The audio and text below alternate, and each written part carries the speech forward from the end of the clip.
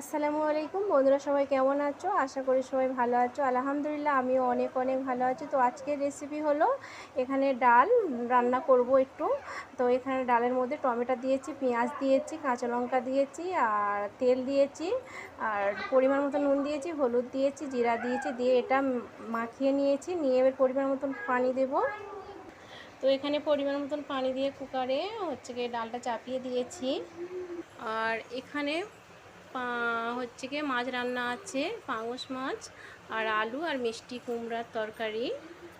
আর এখানে আছে মাছের ডিম ভাজা, আর এখানে আছে বেগুন ভাজা।